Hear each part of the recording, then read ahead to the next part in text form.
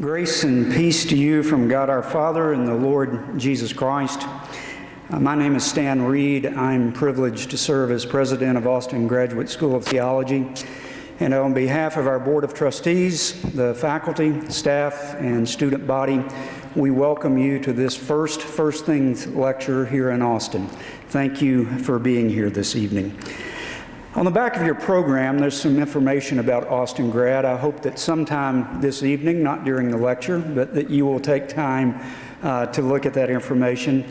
There are statements about our identity as a school, our mission as a school, and one of the goals that we have at our school is to make sure that we are good conversation partners with churches and with the academy, and that is why we're doing what we are doing this evening.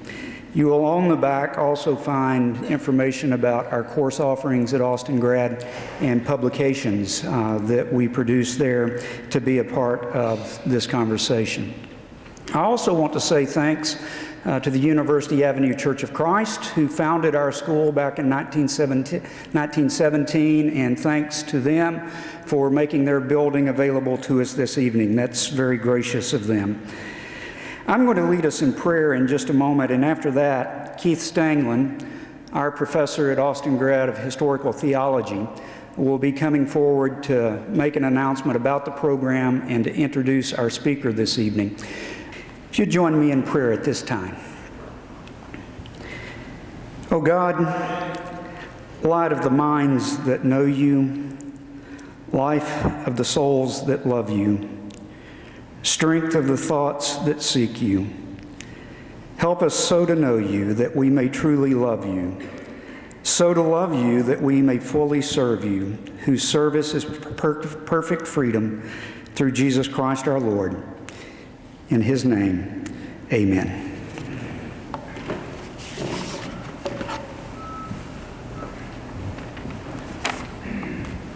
Good evening and welcome to this Austin Graduate School of Theology First Things lecture.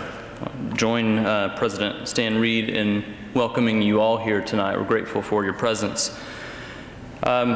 This cooperation between our school and First Things for this lecture is exciting to us.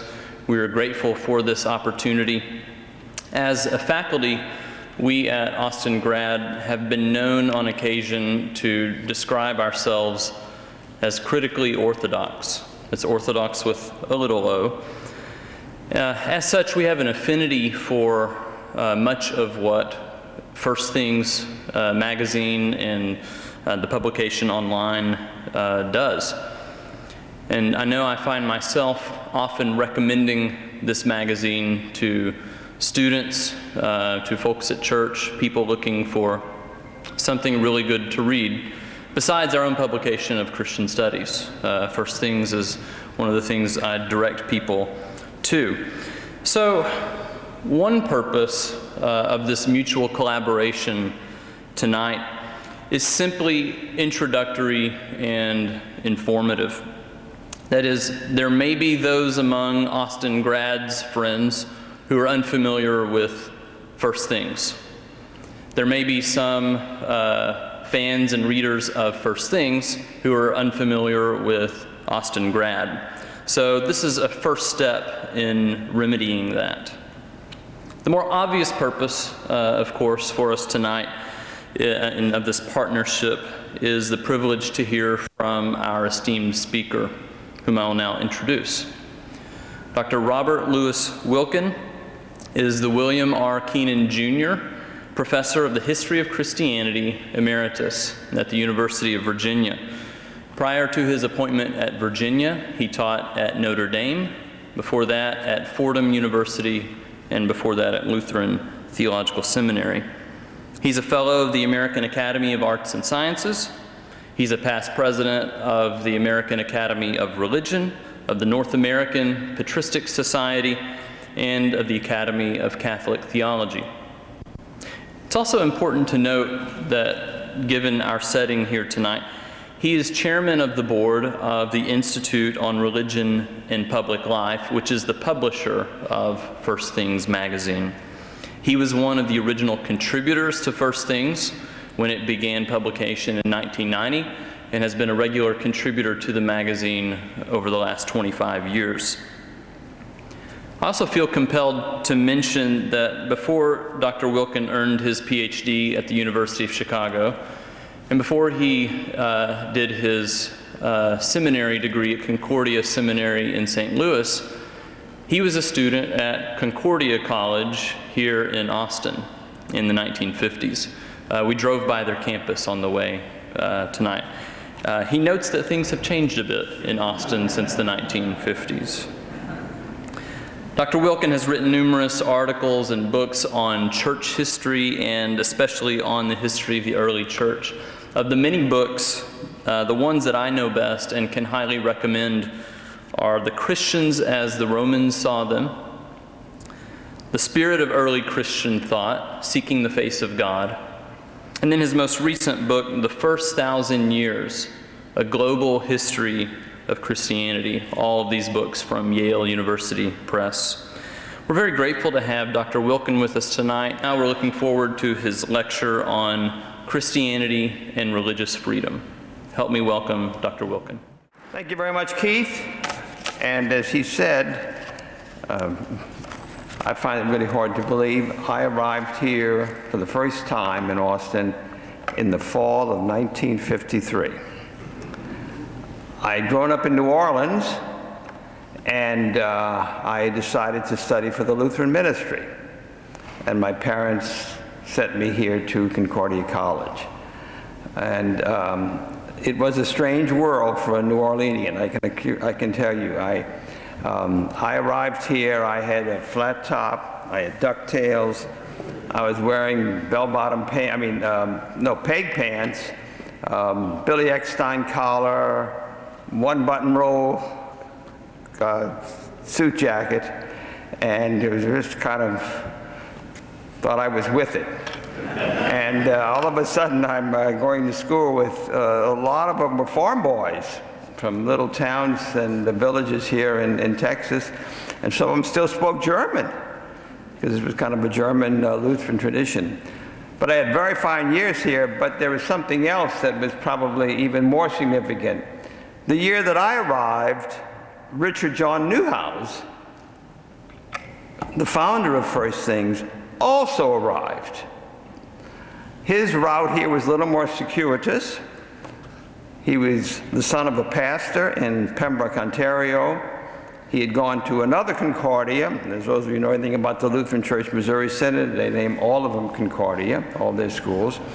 And he went to Seward, and he sort of misbehaved himself and was asked to do something else. And he wound up here in Texas with a shirt-tail relative in Cisco, which is near Waco. And he spent, better part of a year there, and then he decided he was going to go to school and study for the ministry, as his father, of course, had been. And he showed up here in the fall of September 1953 without a high school diploma. And basically, what he's done most of his life was he talked his way out of it, or he talked his way into it. In any case, it's a pleasure to be here, and I look forward, we're going to have a reception after, to meeting some of our First Things subscribers. We love our subscribers, and we're pleased to know that we have a nice core of people here in Texas. In any case, I'm going to talk about Christianity and religious freedom. I'm basically a historian, so I'm going to give you kind of a rundown of where I think things stand and how religious freedom came to be what it is. And then at the end, we'll talk a little bit about the present situation. So the first thing that I want to start out saying is that few realize, I'm not sure that anybody in here would actually realize it, that the first person to use the word religious freedom was a Christian who lived in the 2nd century. His name was Tertullian, and his home was Carthage, a large Latin-speaking city in North Africa near the modern city of Tunis in Tunisia. He was born about the year 150, and he converted to Christianity in the 190s. Shortly after his conversion to Christianity, the community of Christians in Carthage was subjected to persecution. And Tertullian wrote an apology, that is a defense, explaining what Christianity was and saying that you were treating us unjustly. He said, you think we're not true Romans because we do not worship the Roman gods. And then he says, why must everyone pray in the same way? Let one man worship God, another Jupiter. Let one man lift up hands of supplication to the heavens, and the other to the altar of fides, faith. And here he becomes ironic. Let one pray to the clouds, another to the panels on the ceiling of the temple. Let one consecrate himself to God, another to a goat. And then he comes to his point.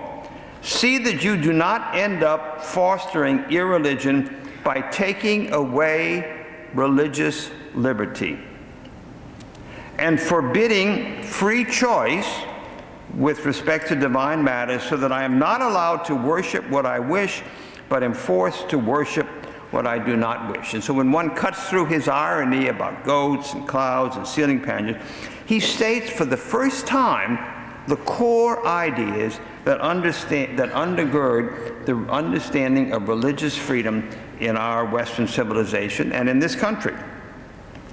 He is saying that religious convictions come from within. They are a matter of will, and therefore they cannot be coerced.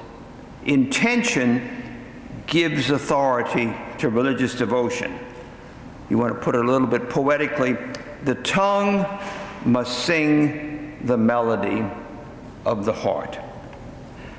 He's speaking not only about the individual, he's basically talking about the right of the community to practice its way of life without interference by the Roman authorities. In the ancient world, as you probably know, religion was an affair of the community as a whole. Religious rituals nurtured the spirit of community, binding the people together. And the Romans said, you Christians won't join in those things that hold all of us together. Religion was not a community, it was a civic and religious affair. So at the trial of Christians in Rome, the proconsul pleads with the Christian, and he says to him, I urge you to change your mind and worship and venerate the gods, and get this phrase, that all of us worship, and so to continue to live in our midst. Note the language he uses. Worship the gods all of us worship. In other words, do what all of us do. And that was the rub, that Christians were indistinguishable from their neighbors in every other way, but in religious matters, they did not do what others do. A decade later, he writes another work defending Christianity. And this time, he says something quite significant. He said, it is only just and a privilege inherent in human nature that every person should be able to worship according to his own convictions. For one person's religion neither harms nor hurts another. In matters of religion, coercion has no place, for religious convictions are voluntary and cannot be forced. They must be held willingly. No one had ever said or written such a thing as that. And that passage that I just read from Tertullian was quoted by people who promoted religious liberty in the early modern period. People in England, people on the continent, Roger Williams in this country or in the American colonies, and Thomas Jefferson. Thomas Jefferson quotes this at the bottom of a work that he had written. I've actually seen his own handwriting where he writes out the Latin text. So what Tertullian is saying is that the freedom to choose the religion as you wish is a right that's inherent in human nature. And he even uses those terms, natural and human. And he's saying that this right is based on the dignity of the human person. It's not something that the state grants. That is, it's not toleration. It is prior, this right, to the political order. He wasn't alone. Some other people wrote similar things. And in the early 4th century, when Constantine became Christian, in a document we call sometimes the Edict of Milan, he actually adopted these ideas to say that people should have the freedom to worship as they wish. So what he wrote and what others wrote was going to resonate later. But what happened was that after Christianity became the official religion of the Roman Empire, Christians basically ignored that. Way of putting it is that religious freedom in its origin is a loser's creed. It's by people who are being persecuted. As soon as Christians were the victors, then they kind of pushed that to the backside. And it lay dormant until the Reformation. The Reformation is then the next major stage in this history. And the most consequential change wrought by the Reformation, leaving aside all the religious teachings and doctrines, was the emergence of settled religious communities, minorities within towns and cities that for centuries had been bound together by a common confession. In other words, you had people living in your midst who didn't do what all of you do. Because religion was the phrase that was used, it was the vinculum societatis, the unifying bond of society. And Christians, whether Catholic or Protestant, could not imagine a peaceful society divided by religious belief. They could not imagine the kind of society in which we live in. As a leader, Protestant leader in the Polish Reformation put it, where people are not held together by a common faith, no other bond will hold them together. The church building that stood on the central square of the city was a palpable expression of this unity, and the bells that sounded from its steeple called people not only to worship, but also for political gatherings, warning of an impending attack, announce the arrival of a prince, make public a marriage or death. So the explosion of religious fervor unleashed by the Reformation challenged this equation of civic and sacral community. And the havoc created by the presence of two forms of religion, two confessions, you would say two denominations, confused people and tore the fabric of a society. Here's a statement in a letter of a Frenchman to a friend who had lived through the changes in his city in the mid-16th century. Would you ever have thought in your youth that you would one day see in France such chaos that within one town there would be several religions practiced? So the challenge in the 16th century was how were you going to reconcile the belief that there was one civic and religious community with the presence of a minority group of dissenters in terms of the majority religion. So in the early centuries, it was the Roman governors who said to the Christians, "Why do you not do what all of us do?" And in the 16th century, it was Christian kings, princes, and magistrates who said to other Christians, "Why do you not do what all of us do?" And in France, this was expressed in the axiom, one faith, one law, one king. So the problem was, how do you respond to this? And that's really where the modern notion of religious freedom begins to get developed. Now, the Reformation in France, I'm going to give you just one example in France, because here what we're having is the Catholic authorities and the Protestants. If you go over to Germany, it's the Lutherans who are beating up on the Anabaptists. If you go to Geneva, it's the Calvinists who are beating up on the Anabaptists and others. Now, the Reformation in France was led by Calvinists from Switzerland.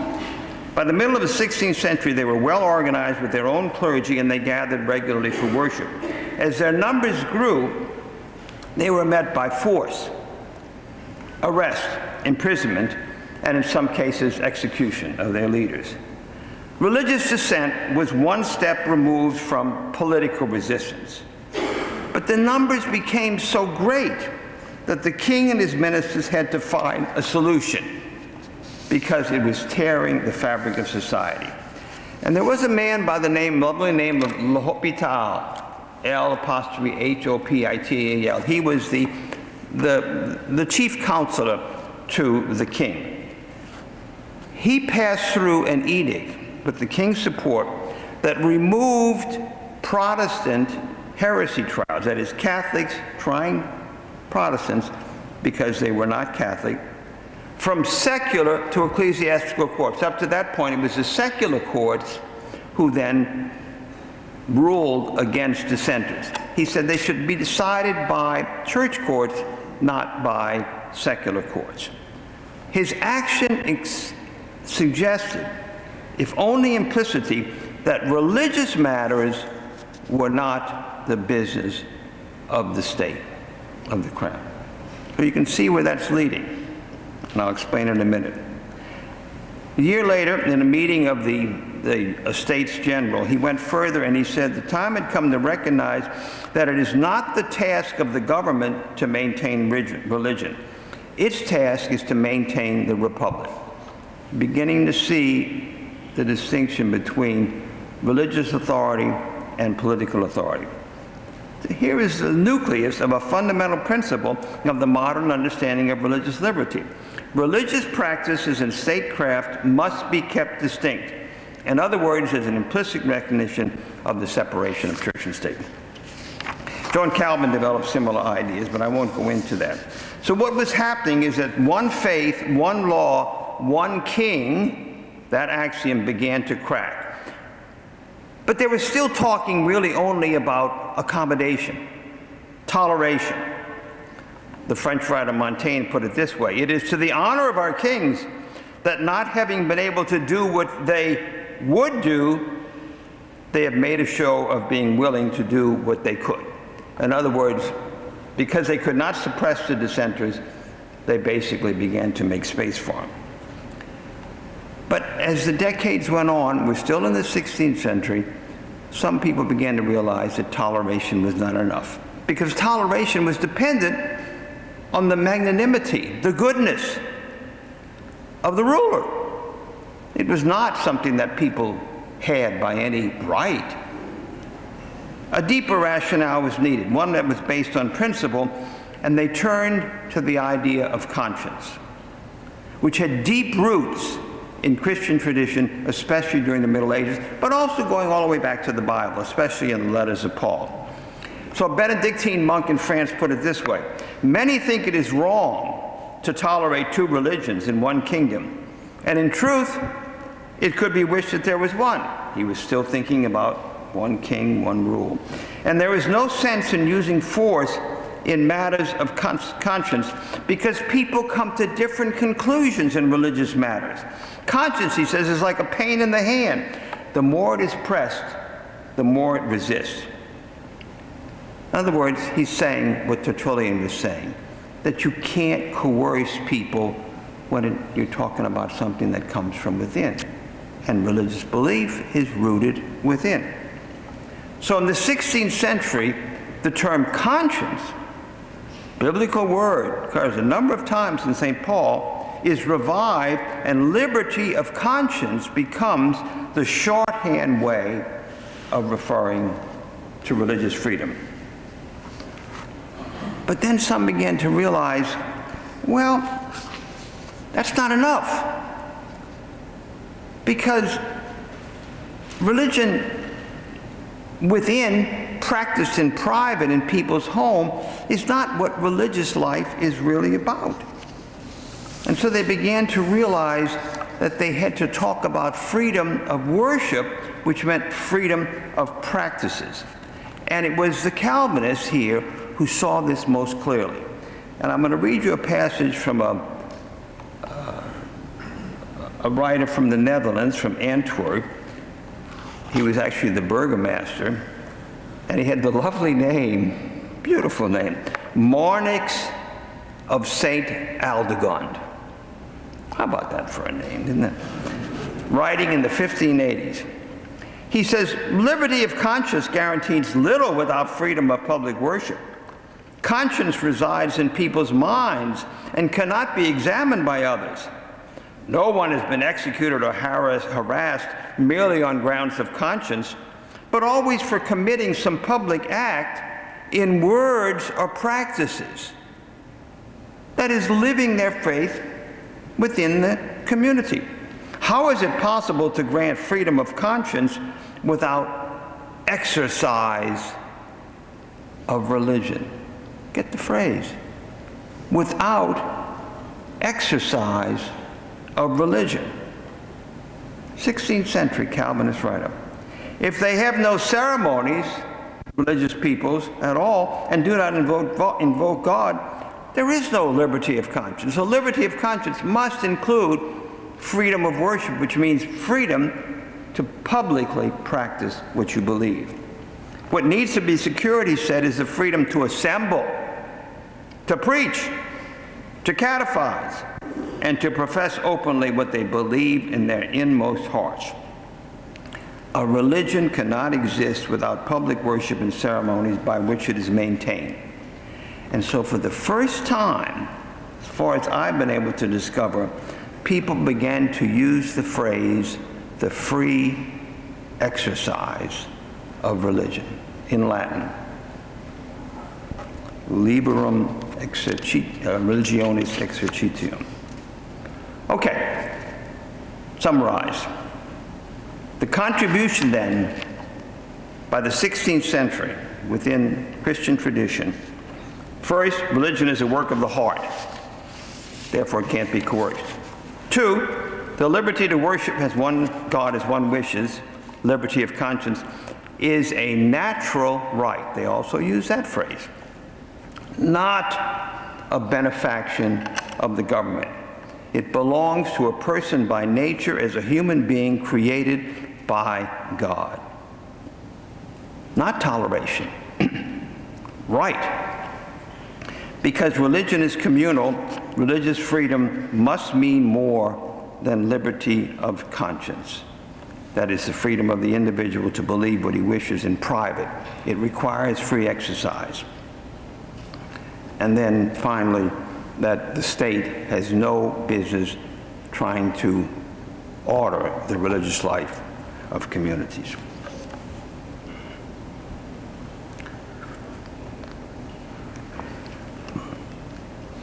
These ideas were forged in continental Europe, Switzerland, France, the Low Countries, Catholics and Protestants both, drawing on earlier Christian tradition and on the scriptures.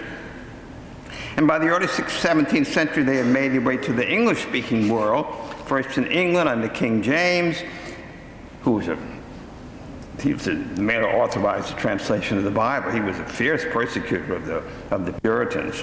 And then to New England, especially with Roger Williams, who was born in England in the 17th century, educated at Cambridge, and then he was drawn to the nonconformists. And in 1630, he left his post as chaplain in Britain and sailed to Boston. But immediately found himself at odds with the leaders of the Massachusetts Bay Colony, moved to Plymouth, and was not long before he had disagreements with that community and became pastor in Salem. But here too he ran into trouble. Because of his views, he was banished from the colony. Williams was what might be called an equal opportunity irritant. He was, however, able to slip away before being arrested, moved to Narragansett Bay, and that's, of course, where Rhode Island gets founded. In the next several decades, he debated with John Cotton, the leader of the Massachusetts Bay Colony. And in his most important book, The Bloody Tenet of Persecution for Conscience, he says, is a rambling, loosely organized book. But he makes the 2 points that I've been stressing. The laws of the civil magistrates extend no further than over the body or goods and to that which is external. For over the soul God will not suffer any man to rule. Only he himself will rule there. Wherefore, therefore, whoever doth undertake to give laws unto the souls and consciences of men, he usurps that government himself which appertains to God. There is, he says, a twofold state, a civil state and a spiritual state. Civil offices, spiritual offices, civil weapons and spiritual weapons. They are of different natures, differing such as spirit and in flesh. For that reason, civil weapons are most improper and unfitting in matters of the spiritual state and kingdom, though in the civil state most proper and suitable. So Williams then brings to this country these ideas. And he also argues, he discusses the passage from Tertullian, and he says Tertullian is talking about the public practice of religion in his debate with Cotton. That leads me to Madison, James Madison. In Virginia, in 1771, the separate Baptists, as a matter of principle, did not apply to the Crown for a permit to preach required of non-establishment, that is, non-Anglican clergy. In 1773, an Anglican clergyman on horseback interrupted a Baptist preacher who was leading a group singing a hymn. He beat him with a horsewhip and with the help of the sheriff dragged him into the field and flogged him. A few months later, a large group of separate Baptists held a general convention at Blue Run Church in Orange County, where James Madison lived.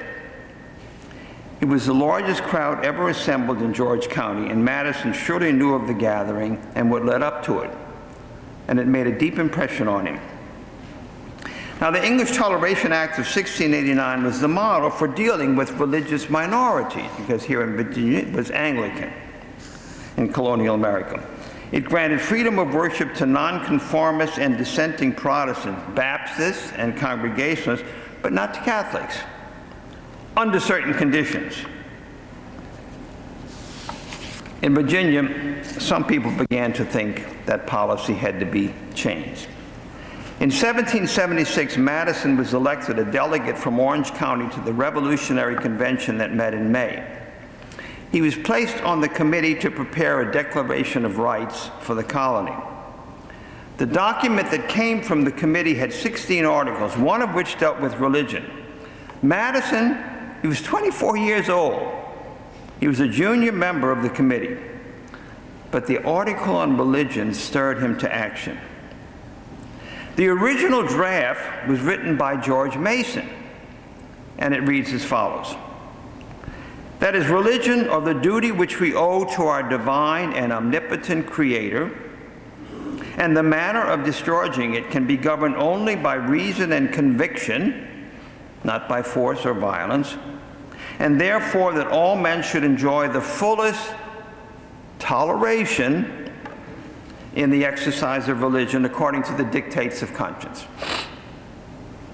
Madison didn't like that wording. He was dissatisfied, and he wrote another draft with a significant alteration. He eliminated the term toleration, and in its place wrote that all men are equally entitled to the full and free exercise of religion according to the dictates of conscience.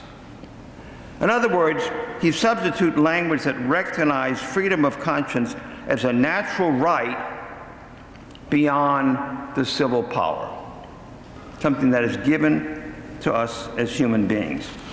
And he explains this in his very famous Memorial and Remonstrance, which was drafted a few years later. It was in response to a bill Patrick Henry had proposed establishing a provision for teachers of the Christian religion. In effect, the bill introduced a reestablishment of religion that included other denominations other than Anglicans. In other words, they would be paying for their schools. Taxpayers could decide to which group they would pay their tax. And in his notes for the Remonstrance, Madison highlighted the theological or religious dimension of religious freedom. Religion, he says, is the duty we owe to our Creator, and duty means the homage that each person in conscience deems acceptable to the Creator.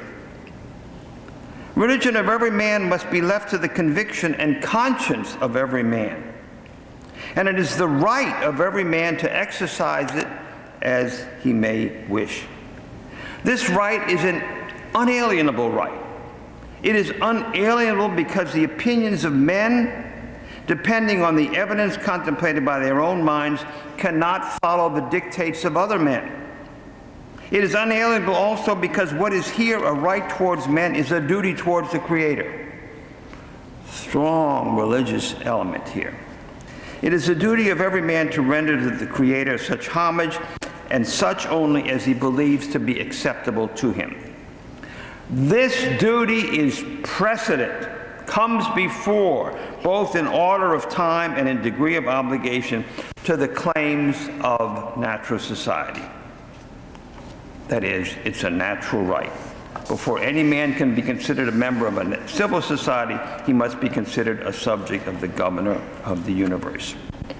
We maintain, therefore, that in matters of religion, no man's right is abridged by the institution of civil society, and religion is wholly exempt from its cognizance. Lovely phrase. Wholly exempt from its cognizance. Doesn't have anything to do with it. And my point is this. The Church Fathers were not the immediate source of ideas developed by Madison and Jefferson. And the route from antiquity to the 18th century is circuitous.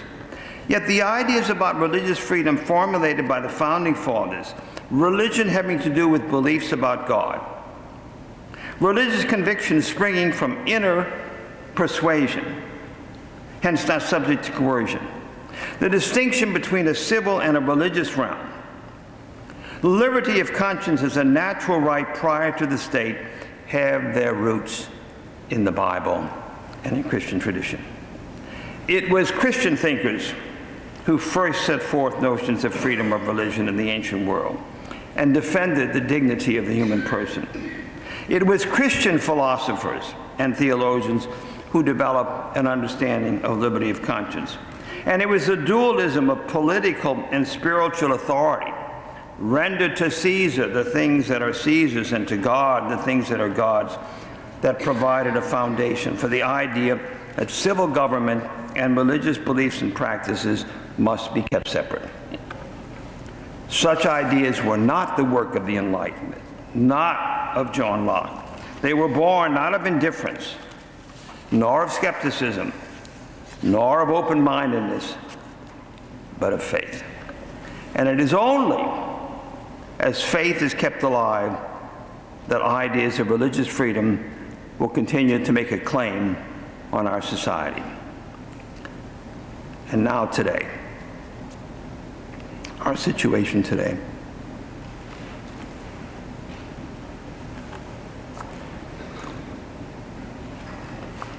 In the early years of the 21st century, a defense of freedom of religion is no less necessary than in ancient Rome.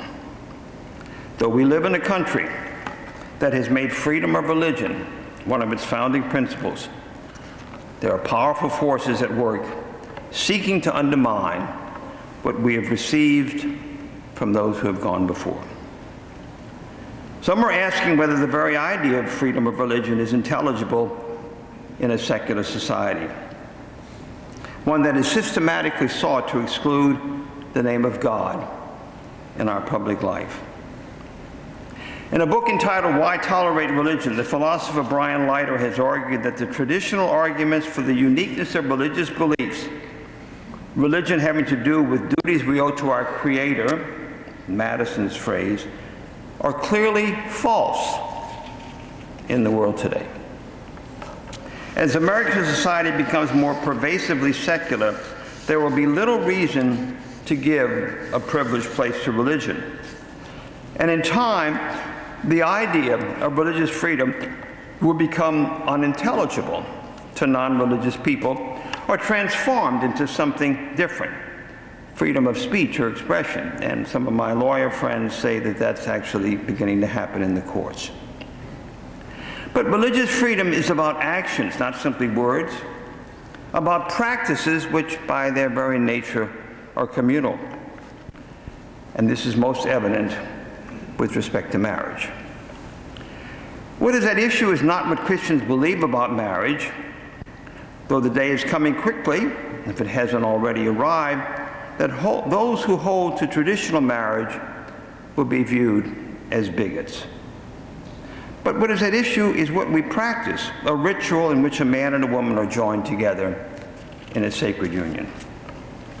Today, it is still possible for Christians to resist the new law of the land and to remain faithful to the Scriptures and Christian tradition, to bless the union of a man and woman in marriage. But as time passes, it will become more difficult and countercultural. For there is a tendency in the human mind to assign normative authority to the existing state of affairs. That's already begun to happen, and I'm sure you recognize that in your own experience. What becomes conventional and commonplace is thought to embody a moral imperative. It is the right thing to do. And secularism is increasingly intolerant of Christians, and the secular potentates of our society put to us the question Roman magistrates put to Christians a century ago. Why do you not do what all of us do? Why do you not do what all of us do? You may recall the passage in the book of Esther in which Haman, the evil prime minister, the Persian king Ahasuerus, tells the king about the Jews who live in their kingdom. There is a certain people scattered abroad and dispersed among the peoples in all the provinces of your kingdom. Their laws are different from those of other people, and they do not keep the king's laws. So it is not for the king's profit to tolerate them. I think Haman pretty much describes the mood in our society today. As Americans, we know that religious freedom is a principle enshrined in documents that gave rise to our country. It has been incorporated in our laws and has been honored by our people since the country was founded. But civilization is a thin and a fragile thing, and if not cherished and defended, it can be lost. If the things we hold dear become detached from the cultural traditions that have created and sustained them, they will wither and die. And if religious freedom is emptied of religion, that is, belief in a transcendent authority, and becomes freedom of speech, it will lose its potency.